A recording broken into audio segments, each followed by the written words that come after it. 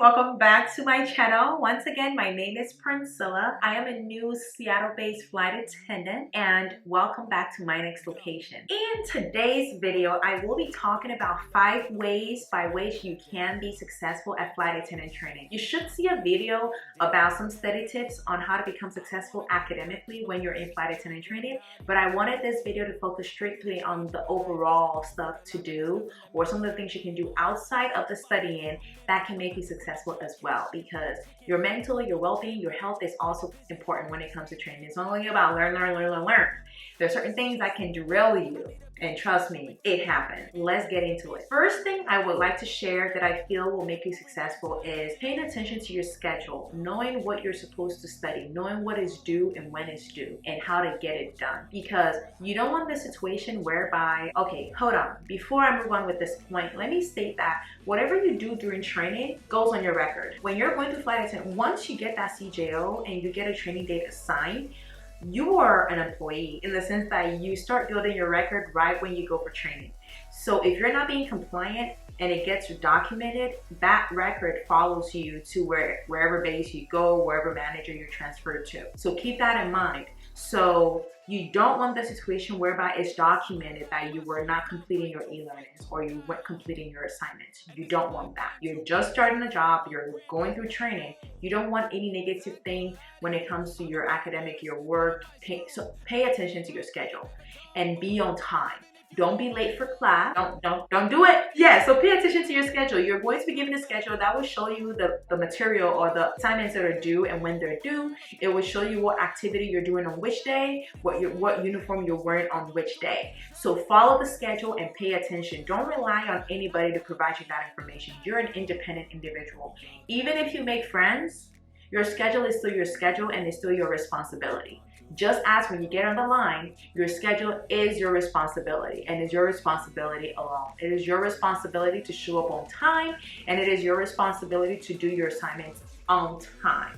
So pay attention to your schedule. If you're trying to be successful at flight attendant training and remove as much stress as possible or minimize the stress as possible, pay attention to your schedule and be aware of what you're doing. Moving on to point number 2, stay out of drama. I'm gonna spend a little bit of time on this point because I know I have mentioned it in my other videos, but in today's video, I do want to talk a lot about staying out of drama.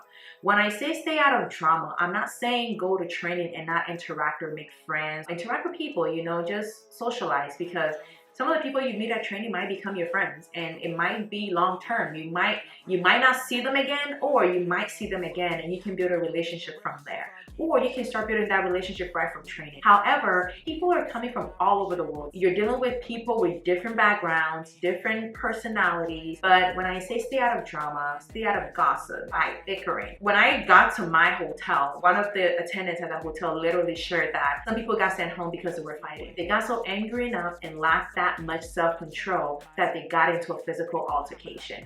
You should not be doing that. You should have some level of self-control, because if you don't have self-control now, when are you gonna get it? When you have that angry customer in front of you that's yelling at you for something that wasn't your fault. So you see how that comes into play. So stay out of drama, do not gossip. Trust me, I know talking about issues that are happening is fun and exciting because I like doing it too.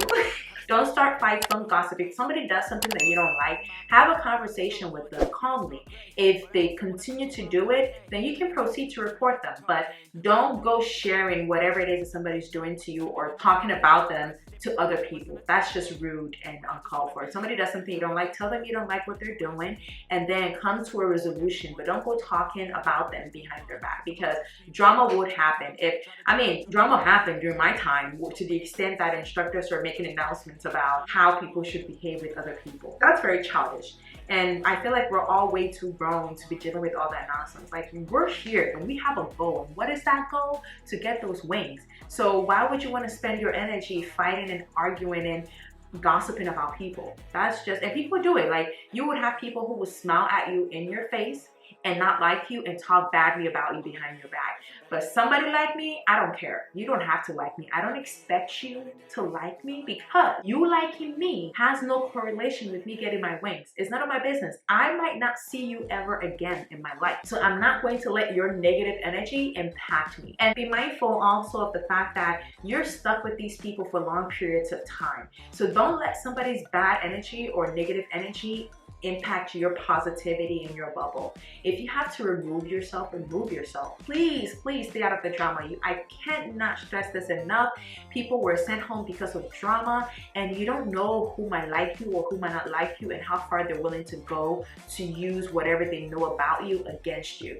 So be mindful of the information and things you share with people and the things you do in front of people. People got sent home simply because people said, reported, did whatever it is that they did about them, or some group of people just did not like them, and instead of them having that person's back, they did not. So don't rely on other people to cover you or to protect you in this sense, because you can't count on anybody. The only person you can count on is yourself. Keep that in mind. 5 things you can do to be successful, super successful at flight attendant training. And point number 3 is give people the benefit of the doubt. Give people the benefit of the doubt in the sense that don't assume that everybody's out to get you. I know there are moments where people set out to do things against people simply because they don't like them, but I am here to tell you that give people the benefit of the doubt. Don't assume they're here to hurt you. Don't assume they're here to offend you. Even if they talk to you or they come at you sideways, the point is that give them the benefit of the doubt you expect them to give you. And honestly, that can make your stay there very, very easy. And even if somebody offends you,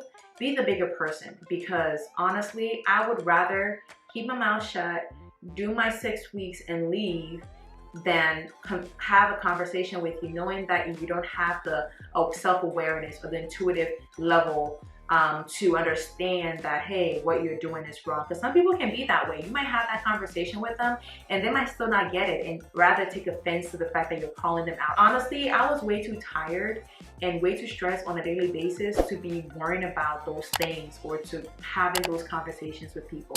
But if you're highly bothered by that and you feel it's good for your well-being and your peace to have that confrontational conversation, go ahead and do it. I just don't exert my energy on unnecessary stuff. If it's not paying me, if it's not making me money, if it's not helping me get those wings, it's irrelevant. You are irrelevant. Period.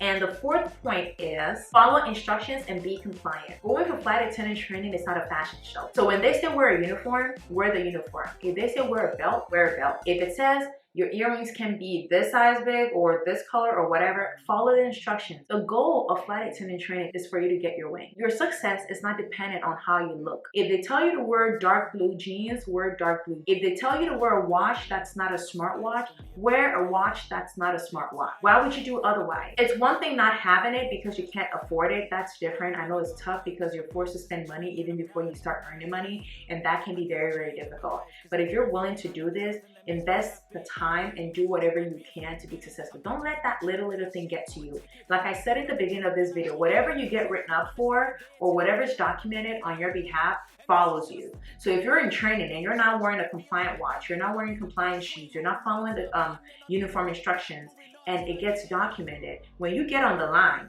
and somebody for whatever reason reports you for not being compliant, remember, you've already built a history from training that you were not being compliant. So it won't be hard to believe that you were not compliant when you're on the job. Going to flight attendant training, or while you're in flight attendant training, that is not the time for you to do whatever you want. You're under strict conditions, you're given instructions and things or processes or information that you're supposed to adhere to.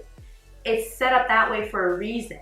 When you're on the job, you're independent and on your own. Nobody's watching you every single day to see if you're wearing the correct uniform, if you're wearing it correctly, if your hair is tied up the way it's supposed to. Nobody's doing that. No manager is following you every single day. But the training setup is supposed to condition you to be able to do all these things without having anybody watch you. So think about it. If you're in training and you cannot even tie your hair up the way it's supposed to, you cannot dress the way you're expected to, What makes you think when you're by yourself and on the job you'll be able to do so? And then we end up having flight attendants who are on the job, who are not being compliant, who are setting a bad example for the company.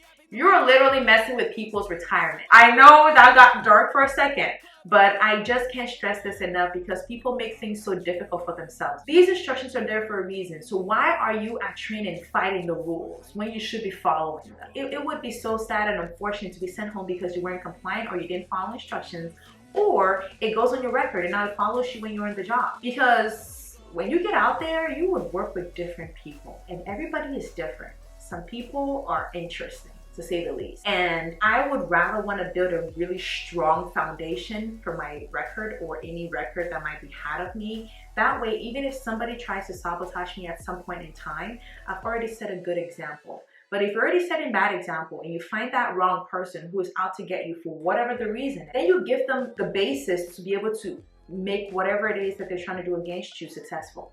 I'm not saying that's what it is out there, but that is how I look at it. That's why I'm like, wherever you are, make the best of the situation and do whatever you can to be as perfect as you can be. Perfect in quotes because nobody's perfect. Follow the rules. It's very simple. Moving on to my last and final point on some of the things you can do to be successful at flight attendant training. And the last point is eat, sleep, and stay hydrated. Take care of yourself. Make sure you're taking care of your mental well-being, making sure you're taking care of your health, make sure you're drinking, because when I went flight attendant training, I had to eat out the whole time because I can't cook because I'm not away from home. And you're in a hotel where it's not like a suite where you have like a mini kitchen somewhere or anything. There isn't anything like that.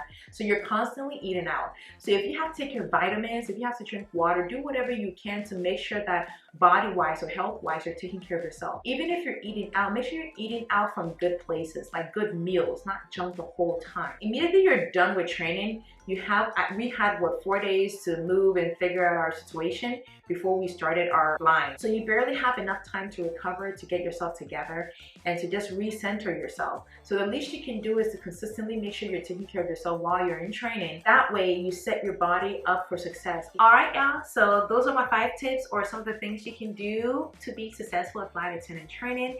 If you've gone through flight attendant training and you have anything else to share, please drop it in the comment section below. We're here to help each other out, and we're trying to be successful. Go to that training and get those wings. So share your thoughts in the comment section below. Also, if you've made it this far, go ahead and hit that subscribe button. Support your girl. I am on a road to hit 1,000 subscribers, okay? And you guys are liking the content because I see you watching the content. The analytics don't lie.